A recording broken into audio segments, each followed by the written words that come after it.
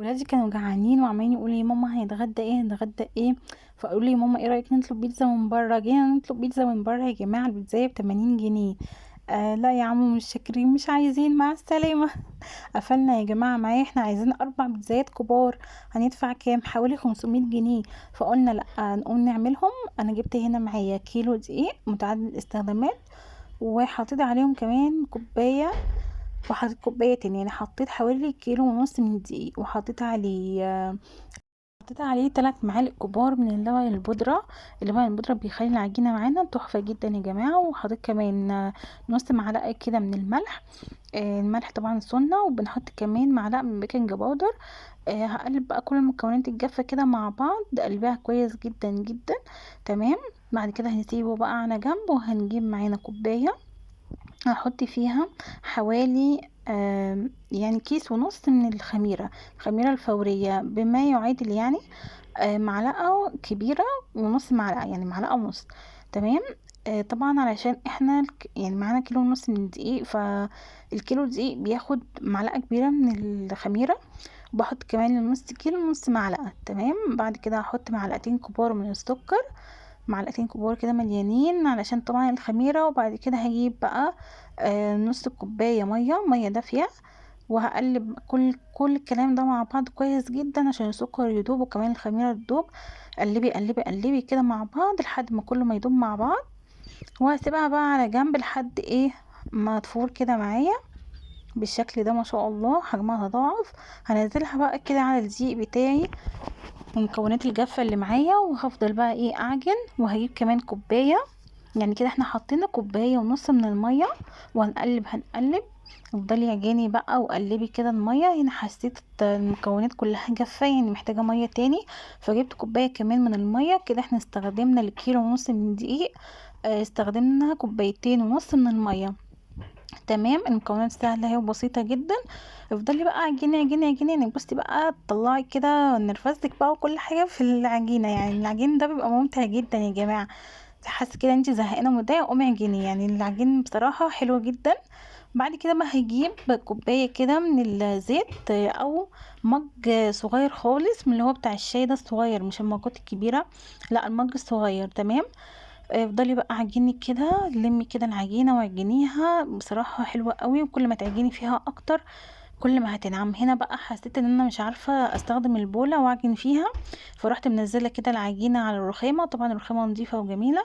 هفضل بقى اعجن كده، وبصي كل ما هتعجني العجينة معاكي هتنعم وهتبقى حلوة قوي قوي. افضلي عجيني فيها كده حبة حلوين. وسر نجاح اصلا البيتزا في ان انت تعجني فيها والعجينة بتاعتها تكون طرية وملساء كده وحلوة. تمام. ما فيهاش اي مثلا فراغات او اي حاجة، او تكون كده مش ناعمة. يعني بحس احيانا في عجين بيبقى يعني خشن كده شويه، لا هي البيتزا بتبقى عجينتها كده طريه. بصي كل ما بتعجني ما شاء الله بتتلمي معايا وحلوه جدا طريه. وهنا حسيت ان ايدي بدأت تلزق، فهبدأ احط ايه معلقه كده كبيره من الزيت. تمام. يعني احنا كده احتاجنا كمان معلقه كبيره من الزيت. هفضل بقى اعجن فيها كده كده. وبصوا ما شاء الله وانا بعجنها اصلا عماله العجينه كلها تتلم على بعضها واتلمت كده معايا في ايدي. هفضل بقى اهو هكورها كده على شكل كورة بالشكل ده. ما شاء الله حلوة جدا.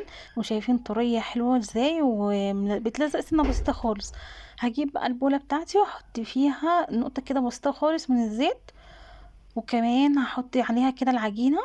وبعد كده هحط برضو حوالي يعني ربع معلقة صغيرة برضو من الزيت على وش كده العجينة عشان العجينة ما تنشفش معايا. وهغطيها بقى واسيبها في مكان دافي وليكن مثلا الفرن لحد بقى ما تختمر معايا. هتاخد حوالي ساعة قبل ما اجهز الحشوة بتاعتها. كان عندي هنا نص كيلو من الفراخ البانيه. هجيب كده البانيه وهقطعه كده قطع صغيرة مكعبات كده او مربعات صغيرة. حاولي تصغري التقطيع بتاعك على قد ما تقدري. كل ما الحشو ما يكون صغير في العجينة او في البيتزا يعني بيكون افضل.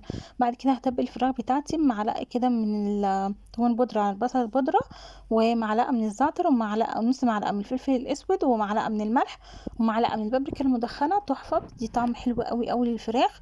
همسك بقى كده كل التوابل مع الفراخ وهقلبهم كده في بعض حلو جدا جدا عشان يتشربوا من بعض.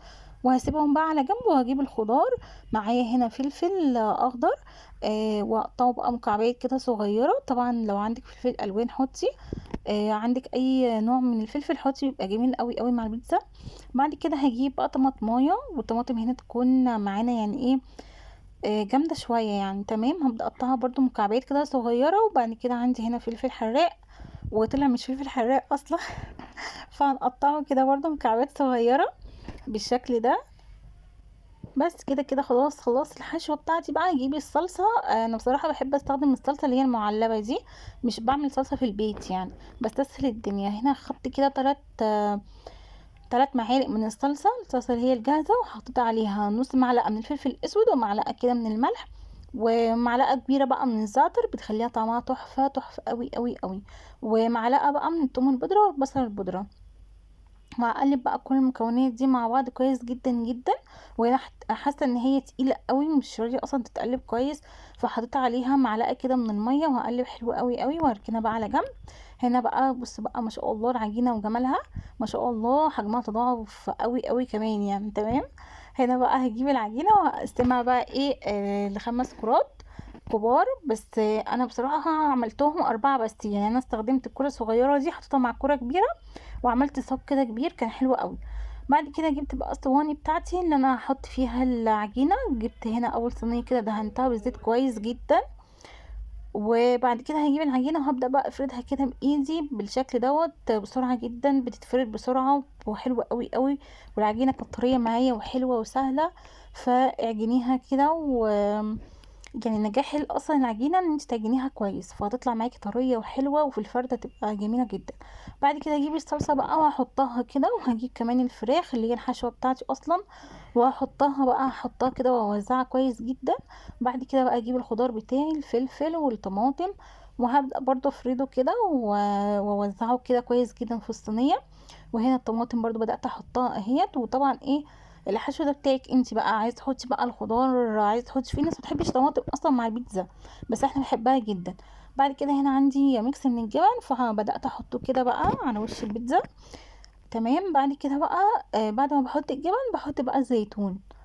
عندك زيتون اخضر، عندك زيتون اسود، عندك الاتنين الميكس يعني حطي. بعد كده بحب ادوس كده على الحشوه علشان ما تطلعش معايا وانا بقطعها. بعد كده دي تاني صينيه بقى، وما شاء الله ما شاء الله انا عامله صواني اصلا يعني الحجم عائلي ما شاء الله حلوه جدا، وجميله جدا. يعني عايزه اقول لكم طبعا البيتزا في البيت اوفر بكتير بكتير، والله مش مكلفه زي بتاعت بره خالص يعني. تمام، هنا برضو فردت العجينه وحطيت الحشوه الفراخ والخضار، بعد كده الجبنه برضو، بعد كده الزيتون، وهكذا وهكذا لحد ما اخلص كل الكميه. وهنا ده انا هوريكم الصاج اللي انا عملته الكبير اللي انا قلت لكم عليه، اللي هو حطيت قطعتين من العجين مع بعض وفردتها. افضلي فريدي فيه لحد ما يتظبط معاكي. ودخلت بقى البيتزا بتاعتي، اول واحده انا فردتها دخلتها الفرن على درجه حراره 180، اخدت معايا تلت ساعه. وعايزه اقول لكم الفراخ استوت وكانت تحفه، وكان ريحه الزعتر فيها جميله. بصراحه العجينه كانت حلوه قوي، وكانت اصلا يعني البيتزا كانت طعمها حلو جدا جدا. التوابل والزعتر بصراحه بيخليها في حته تانية يعني. هنا بقى اقطعها معاكم كده بالشكل دوت مثلثات بالسكينه، وبعد كده هطلعها بقى اوريها لكم. ما شاء الله مستويه وحلوه قوي وجميله وطريه كده وحلوه قوي قوي، يعني العجينه بتاعتها مظبوطه تحفه. تمام، هنا بوريكم الجبنه ما شاء الله سايحه وحلوه قوي قوي. ما تشغلوش عليها الشوايه يا جماعه عشان ما تحرقش منكم، وتكون سايحه كده وتمط معاكم. ما تشغليش عليها الشوايه خالص خالص، هتتحرق او هتحمر كده، ما بتحمر ما بتستحش خالص. لو عجبكم الفيديو متنسوش لايك وشير. كان معاكم اسماء يا جماعه.